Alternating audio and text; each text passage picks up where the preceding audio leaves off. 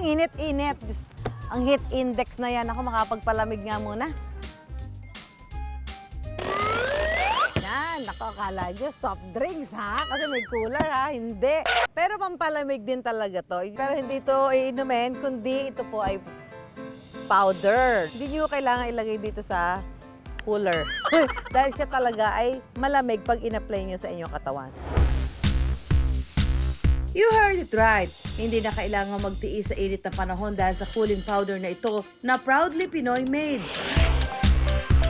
Pulbos-pulbos lang, giginhawa na raw ang pakiramdam sa gitna ng napakaalinsangang panahon.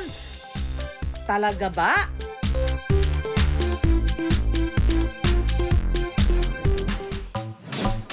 Hindi na lang mga inumin ang pwedeng pampawi ng init ngayon dahil uso na rin daw ang pulbos na nakakapresko.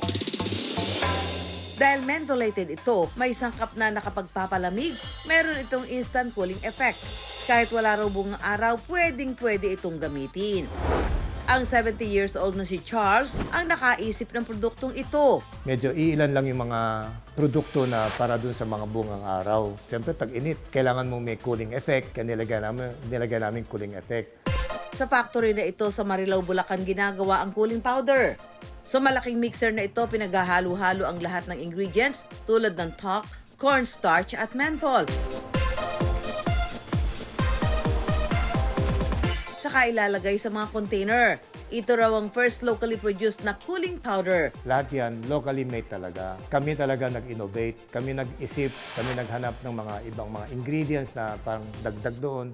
Tila isang blessing para sa maliliit na negosyante na may produktong Pinoy gaya ni Charles ang pinirmahang bagong batas, ang RA 11981 o Tatak Pinoy Law. Nakapaloob sa batas ang suporta at pagkilala ng pamahalaan sa mga produktong gawang Pinoy. Gayun din ang pagbibigay ng oportunidad para mapalawak ang lokal na hanap buhay sa bansa. Layon din ng nasabing batas na mas palakasin pa ang mga made in the Philippines na produkto. Noong nakaraang taon lang inilabas ni na Charles ang produkto pero mabibili na raw ito sa buong bansa. Meron kami mga distributor sa mga probinsya, Visayas, Mindanao, North Luzon, and South Luzon. Kompleto na kami sa and even mga chain store, mga supermarket, meron na kami dyan. Mabibili nyo na rin sa mga malalaking mga butika. Naging madali na para maipasok sa mga pamilihan ang produkto ni Charles dahil sa kanyang karanasan sa negosyo. Wholesaler ng mga pharmaceutical products ang negosyo ng kanyang pamilya noon sa Divisoria. Kaya bata pa lang ay namulat na siya sa pagiging bodegero o yung tagapangalaga ng kaayusan at kalinisan ng warehouse. Para kay Charles, mahalaga raw ang mga bodegero sa isang negosyo. Time-consuming daw kapag magulo ang bodega. Kung maganda yung sistema mo, yung iyong pick and pack, napakabilis na yan. Kaya mo nang makita na anong capacity na kaya mo sa loob ng isang araw. Pero humina raw ang wholesale business noon kaya naisipan ni Charles na maging distributor. Dati sila lumalapit eh. Pero noon na ginawa ko, kami na lumapit dun sa mga drugstores na inaahente na namin. Naging challenging din daw ito dahil wala siyang kontrol sa mga produktong ibinebenta niya. Why not na lang na maglabas din ako ng sariling product ko para may fallback din ako. Noong 2003, naging manufacturer siya ng sarili niyang produkto para sa mga alagang hayop. Ang nakita namin, ang liit ng industriya niya. Kakaunti lang talaga yung mga pet product na makikita mo sa industriya. Kaysa gumawa ko ng sabon ng pangtao. Ang daming kalaban. Actually, yung pet product talaga namin ang yung pinaka bread and butter na so far. Ang latest addition sa kanyang growing business, ang cooling powder. Bakit doon naisipan niyo? Nakita ko na yung pangangailangan natin ngayon na tag-init.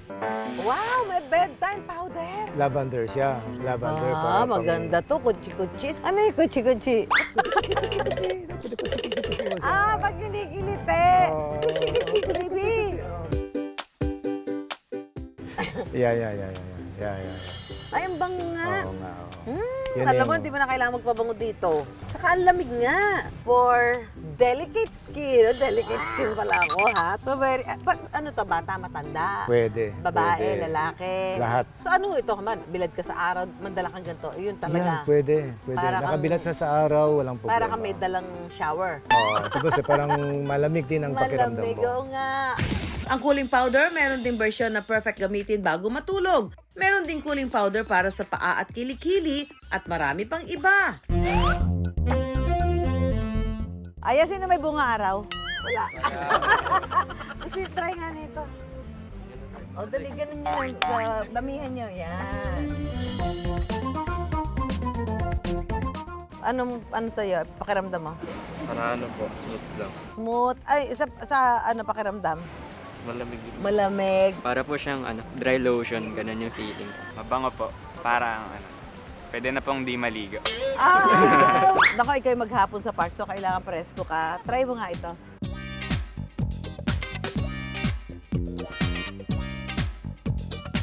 Malamig yan. Malamig nga. Parang nasa aircon eh. Ah! Galing ng description ni Kuya, ha? O sige, dahil dyan, sa'yo na to, Kuya. Ayan. Nako, gaano na ho ang difference ng kita from being a bodigero sa ngayon manufacturer? Ang kita niya nasa 30 to 40% ang kinikita ng bawat bote. Talaga? Compare mo sa kung binebenta ko yung existing product na naging distributor ako, mga 10% lang yun. Ang dating bodigero noon, may mahigit 400 empleyado na ngayon. Nakakatuwa tingnan minsan na paano ko na-achieve ito na yung pinagdaanan ko sobrang hirap. Sa kabila ng kanyang edad, hands-on pa rin si Charles sa pagpapatakbo ng negosyo. Sa laki ng negosyo, mas malaki ang responsibility mo. Kung isang pagkakamali, lahat yan, domino yan, pwedeng bumaksak eh. Hindi pwede magkampante. Lahat ng pinagdaanan ni Charles sa pagsubok, nagpalakas daw sa kanya. May tsamba talaga minsan, pero yung tsamba na negosyo, hindi naglalas yun. Kasi hindi mo rin na-experience na nagkamali ka, nalugi ka. So kailangan minsan matalo ka rin minsan. Sa negosyo, hindi may iwasan ang mga init ng pagsubok. Pagpapawisan, mapapagod, at masusubok ang iyong determinasyon. Pero ang ginhawa kalaunan ay mararamdaman lang ng mga hindi sumusuko.